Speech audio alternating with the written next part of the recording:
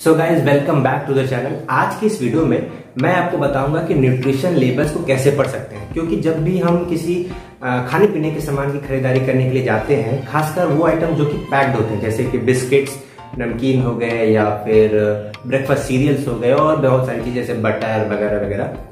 तो जब भी हम इन शॉपिंग कॉम्प्लेक्सेस में जाते हैं तो आपने देखा होगा कितने सारे प्रोडक्ट्स रहते हैं जिन पे ये मार्केटिंग रहती है कि ये ट्रांस फैट फ्री है, मतलब कि इनमें ट्रांस फैट नहीं है, इनमें शुगर कंटेंट सबसे कम है, ये हेल्थ के लिए सबसे बढ़िया है, इनमें फैट कंटेंट कम है, इनमें वगैरह वगैरह दुनिया भर की चीजें। और साथ ही साथ आपने टीवी पे बड़े बड़े बढ़िया सेलिब्रिटीज के साथ ऐड करते हुए भी देख लिया होगा इन प्रोडक्ट्स को, जिसमें वो बताते हैं कि इसमें शुगर कंटेंट कम है तो इसमें ये कम है, तो फलाना ढिमकाना दुनिया भर का कम है। क्योंकि लोग आजकल हेल्थ कॉन्शियस हो रहे हैं तो वो सभी लोग इन प्रोडक्ट्स की तरफ अट्रैक्ट हो जाते हैं, और खासकर इनके ब्रांड एम्बेसडर और साथ ही साथ जो मार्केटिंग स्ट्रेटेजी होती है उनकी कि अपने प्रोडक्ट्स पे ट्रांस फैट फ्री और ये सब लिखे रहते हैं, तो वो लोग उसे खरीद लेते हैं।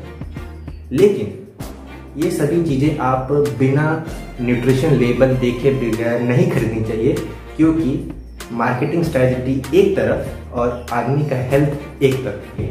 तो चलिए इस वीडियो को शुरू करते हैं। उससे पहले आपके दिमाग में एक क्वेश्चन आ रहा होगा कि मेरे को ये सब चीजें कैसे पता। मेरे को ऐसे पता है क्योंकि इस लॉकडाउन के समय में मैंने इससे रिलेटेड कुछ थोड़ा ज्ञान प्राप्त किया, थोड़ा समय का सदुपयोग किया, और स्टैनफोर्ड यूनिवर्सिटी जो कि मेरे ख्याल से यूएसए में उससे ऑनलाइन कोर्स किया इससे रिलेटेड, जिसमें उन्होंने ये भी बताया कैसे आप न्यूट्रिशन लेबल्स को पढ़ सकते हैं। ये कोर्स कोर्सेरा से था, तो अगर आपको करना हो तो आप कर सकते हो। तो चलिए इस वीडियो को शुरू करते हैं। मेरा नाम प्रियदर्श है, आप देख रहे हैं टेक्नोलॉजी चैनल। तो चलिए इस वीडियो को शुरू करते हैं।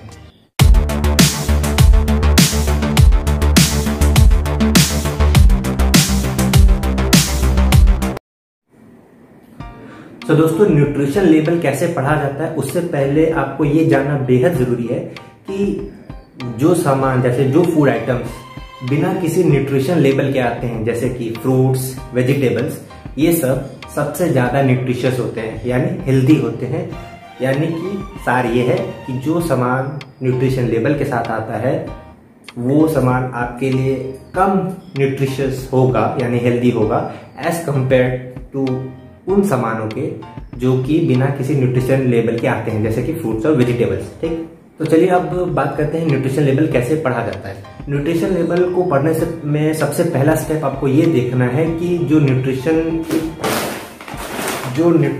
कंटेंट है, जैसे ये है जो ये लेबल है, ये कंटेंट या जो इन्फॉर्मेशन जो इसमें दी है वो क्या पूरे के पूरे प्रोडक्ट्स के लिए, मतलब कि अगर ये आधा किलो का पूरा प्रोडक्ट है तो क्या जो न्यूट्रिशन वैल्यूज या इन्फॉर्मेशन जो इसमें दी हुई है वो क्या पूरे प्रोडक्ट के लिए है या फिर एक पर्टिकुलर सैंपल के लिए। तो आप हमेशा ये देखेंगे कि जितने भी प्रोडक्ट्स होते हैं जिसमें न्यूट्रिशन वैल्यू लिखी होती है वो कभी भी पूरे क्वांटिटी के लिए नहीं होते हैं। फॉर एग्जांपल, जैसे कि ये कॉर्नफ्लेक्स का पैकेट है, ये इसकी जो नेट क्वांटिटी वो है आधा किलो, यानी 500 ग्राम्स। ओके, लेकिन जब आप न्यूट्रिशनल लेबल में जाएंगे तो इसमें देखेंगे इस पे लिखा है पर 100 ग्राम्स, यानी कि प्रति 100 ग्राम के लिए इन्फॉर्मेशन है, पूरे 500 के लिए नहीं। अगर आपको पूरे प्रोडक्ट, मतलब कि पूरे आधा किलो के इस पैकेट के लिए अगर आपको न्यूट्रिशन कंटेंट करना होगा तो नियरली 5 टाइम्स इसको मल्टीप्लाई करना होगा जितने भी इन्फॉर्मेशन दी गई है। आप देख सकते हैं इसमें। तो सबसे पहली चीज तो यही हो गई कि ये देखिए कि क्या वो पूरे प्रोडक्ट के लिए है, क्वांटिटी के लिए, या फिर एक पर्टिकुलर सर्विंग के लिए। ओके, अब दोस्तों दूसरी बात यह है कि आपको कभी भी किसी प्रोडक्ट के कैलोरी कंटेंट पे नहीं जाना चाहिए, कि मतलब उसको उसके कैलोरी कंटेंट की वजह से रिजेक्ट नहीं करना चाहिए। जैसे कि ड्राई फ्रूट्स आप सभी जानते हैं कि हमारे हेल्थ के लिए कितने ज़्यादा नेसेसरी है और न्यूट्रिशियस है, लेकिन उनमें कैलोरी कंटेंट भी अच्छा खासा होता है। इसलिए इसका मतलब उनमें कैलोरी कंटेंट ज़्यादा है तो आप उन्हें रिजेक्ट नहीं कर सकते। इसलिए आपको कभी भी कोई भी प्रोडक्ट को बिना कोई और इंफॉर्मेशन के सिर्फ कैलोरी कितना है उसके बेसिस पे रिजेक्ट नहीं करना चाहिए। ठीक है, ये था दूसरा चीज, मतलब दूसरा पॉइंट। दोस्तों अब तीसरा पॉइंट है कि अगर आप कोई ब्रेकफास्ट सीरियल खरीदने जा रहे हैं, फॉर एग्जाम्पल कॉर्नफ्लेक्स, ओट्स, और भी जो बच्चों के ब्रेकफास्ट सीरियल्स आते हैं, बाकी आप जानते होंगे, नाम नहीं लेना चाहूंगा, जैसे कि मेरे पास ये कॉर्नफ्लेक्स है, ठीक है। तो इसमें आपको क्या देखना है, क्योंकि जो बच्चों के ब्रेकफास्ट सीरियल्स आते हैं उनमें शुगर कंटेंट बहुत ज़्यादा होता है, क्योंकि उन्हें टेस्टी बनाना रहता है, तो उस वजह से वो उनमें शुगर कंटेंट ज़्यादा रखते हैं। लेकिन आपको जब भी ब्रेकफास्ट सीरियल खरीदने जाएं तो उसमें आपको क्या ध्यान में रखना है, सबसे बड़ी चीज़ ध्यान में ये रखनी है कि उसमें डाइटरी फाइबर कंटेंट कितना है। डाइटरी फाइबर कंटेंट जैसे कि इसमें पर 100 ग्राम्स में dietary fibre content around 3.20 grams अगर दिख रहा हो तो। ओके, अब आपके दिमाग में ये सवाल आ रहा होगा कि डाइटरी फाइबर इतना ज़रूरी क्यों है। आपने बहुत जगह एड्स में भी सुना होगा कि फाइबर हमारे हेल्थ के लिए अच्छा है। क्यों अच्छा है, मैं आपको ये बताता हूँ। डाइटरी फाइबर 3 चीज़ में हेल्प करता है हमारी बॉडी में। सबसे पहला तो है हमारी गैस्ट्रो इंटेस्टाइनल हेल्थ को मेंटेन करता है। ये तो साइंटिफिक भाषा हुई। देसी भाषा यानी सामान्य भाषा में समझाने की कोशिश करूँ तो ये है कि जब आप सुबह सुबह बाथरूम में फ्रेश होने जाते हैं तो आपको हौले हौले हो जाएगा, आपको रुक रुक के नहीं होगा। अगर आप समझ गए हो तो मतलब कि कॉन्स्टिपेशन नहीं होगा। डाइटरी फाइबर रिच फूड्स आप खाएंगे तो आपको सुबह परेशानी नहीं होगी, बाथरूम में घंटे भर नहीं लगेंगे, आपको हौले हौले हाईवे की तरह गाड़ी चल जाएगी। ओके, और दूसरी चीज़ ये ब्लड ग्लूकोज को स्टेबलाइज करता है। और तीसरी चीज़ ये है कि ये हमारे जो ओवर ईटिंग का आदत होती है, मतलब कि हर थोड़े देर पे भूख लग जाती है, क्योंकि आप जब भी कोई बर्गर या फास्ट फूड खाते होंगे, फॉर एग्जांपल बर्गर इतना ही बड़ा होता है, वो नॉर्मल एवरेज साइज का, तो उसकी कैलोरी कंटेंट और बाकी फैट कंटेंट बहुत होता है, लेकिन आपको कुछ देर बाद फिर से भूख लग जाती है, क्योंकि इन सब में फाइबर कंटेंट बहुत कम होता है। डाइटरी फाइबर आपको ओवर ईटिंग और बार बार भूख लगने से भी बचाता है। यार 3 चीज तो बता दी, अब चौथी चीज है शुगर यानी चीनी कंटेंट। उसके लिए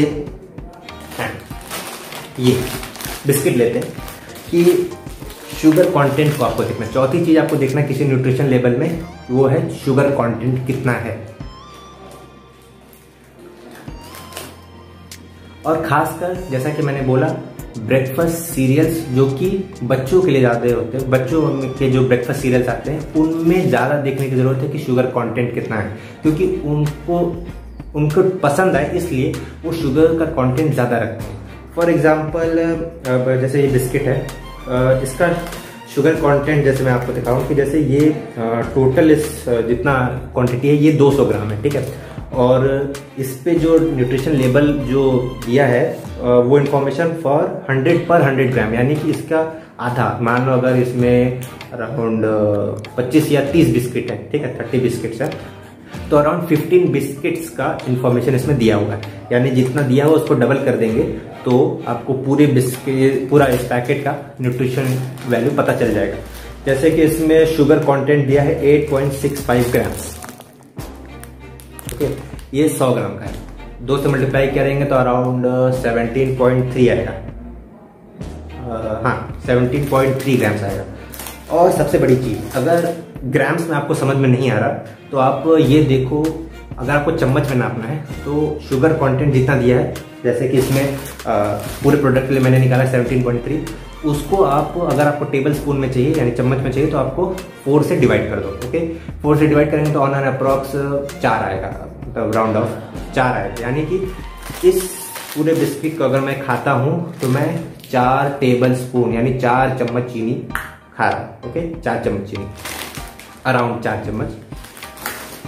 यानी इस चौथे पॉइंट का सार क्या है कि उन प्रोडक्ट्स को थोड़ा सा किनारे रखिए जिनमें शुगर कंटेंट ज़्यादा हो। और आप ज़्यादातर देखेंगे कि जो प्रोसेस फूड्स होते हैं उनमें सबसे पहले शुगर कंटेंट ही आता है, अगर एनर्जी के बाद। तो ये भी एक तरीका है आप देखने का। अब आता है 5वां पॉइंट। 5वां पॉइंट है फैट। जी हाँ, मोटापा, वो वाला मोटापा नहीं, फैट कंटेंट कितना होता है, क्या है। जैसे हर चमकती हुई चीज़ सोना नहीं होती है, उसी तरह से हर फैट बुरा नहीं होता है, मतलब कि अच्छे फैट भी होते हैं। फैट 3 प्रकार के होते हैं, अनसैचुरेटेड, सैचुरेटेड और तीसरा है ट्रांस फैट। ट्रांस फैट आपने बहुत लोगों ने सुना होगा, ठीक है। तो जिसमें से सबसे ज़्यादा अवॉइड ट्रांस फैट को करना चाहिए, उसके बाद सैचुरेटेड फैट। अनसैचुरेटेड फैट तो लेना ही चाहिए, सैचुरेटेड फैट मिडिल। अब मैं आपको बताता हूँ कि तो दोस्तों बात रही फैट की न्यूट्रिशन लेबल्स में, तो आपको ये देखना है कि सैचुरेटेड फैट और मेनली ट्रांस फैट पे देखिएगा। वैसे तो ये जानकारी वो लोग थोड़ा इधर उधर रखते हैं सभी में, लेकिन फिर भी आप देख सकते हैं ट्रांस फैट जिसमें कम हो। ट्रांस फैट बेसिकली अगर आपको मैं बताऊं तो वो उन प्रोडक्ट्स से आता है जो कि मैन मेड है। फॉर एग्जांपल बर्गर्स, पिज्ज़ा, जैसे कि फास्ट फूड्स और ऑयल्स। ओके, यानी आपको उन प्रोडक्ट्स को अवॉइड करना है जिसमें ट्रांस फैट ज़्यादा हो। सैचुरेटेड फैट थोड़ा बहुत चल जाएगा। अनसैचुरेटेड फैट के बारे में तो अनसैचुरेटेड फैट्स मैं आपको बता दूँ पैक्ड आइटम्स में बहुत रेयरली मिलता है, वो रहता नहीं, क्योंकि ये ज़्यादातर प्लांट्स में पाया जाता है, जैसे कि और फ्रूट्स में, जैसे कि एवोकाडोज में, जो भी फ्रूट्स होते हैं उसमें। और ये सॉलिड फॉर्म में उतना नहीं रहता, मतलब प्योर सॉलिड फॉर्म में नहीं रहते हैं। ओके, सैचुरेटेड फैट मैं आपको बता दूं कि ये सॉलिड फॉर्म में रहते हैं, जैसे कि मीट, बटर एक्सेट्रा। और ट्रांस फैट तो जैसे मैंने बताया कि ये मैन मेड फूड आइटम से आते हैं, जैसे कि बर्गर्स, पिज्ज़ा, फास्ट फूड जैसे बताया, और ऑयल्स। यानी 5वें पॉइंट का सार क्या है कि आपको ट्रांस फैट अवॉइड करना है। फैट कंटेंट जितना कम हो उतना अच्छा है। Unsaturated fat that is from fruits and vegetables में जो होते हैं उनको ग्रहण करिए। सैचुरेटेड फैट कुछ हद तक चल जाएगा, लेकिन ट्रांस फैट जरूर अवॉइड करिए। अब आता है छठा पॉइंट, जो कि है सोडियम कंटेंट देखना, यानी नमक कितना मिला है। क्योंकि आपको मैं बता दूं कि शेल्फ लाइफ किसी प्रोडक्ट की बढ़ाने की, मतलब कि जैसे कि पैक्ड फूड्स हैं, जैसे ये सब जैसे पैक्ड फूड है, तो इनको अगर उनको लंबे टाइम तक स्टोर करना है तो उसके लिए इनके न्यूट्रिशियस कंटेंट कम करते हैं, थोड़ा सॉल्ट की मात्रा ज़्यादा करते हैं। क्योंकि आप कभी ट्राई करेगा किसी बनाना को या कोई फ्रूट्स है, उसको आप मुश्किल से 1 हफ्ता खुला छोड़ दीजिए, रख दीजिए बिना कुछ ऐड किए हुए, क्या वो टिक पाएगा 1 हफ्ते भर? नहीं। तो कैसे ये लोग 6-6 महीने तक एक शेल्फ लाइफ बढ़ा देते हैं। इसी तरीके से डाइटरी फाइबर हटा देंगे, बाकी जितनी सारी न्यूट्रिशियस कंटेंट उनको हटा देंगे, नमक एक्स्ट्रा ऐड कर देंगे, सोडियम कंटेंट बढ़ा देंगे, ताकि वो जो उसकी शेल्फ लाइफ है वो बढ़ जाए। तो यानी 30 पॉइंट का सार ये है कि जिसमें सोडियम न्यूट्रिशन लेबल्स में सोडियम कंटेंट कम से कम होना चाहिए।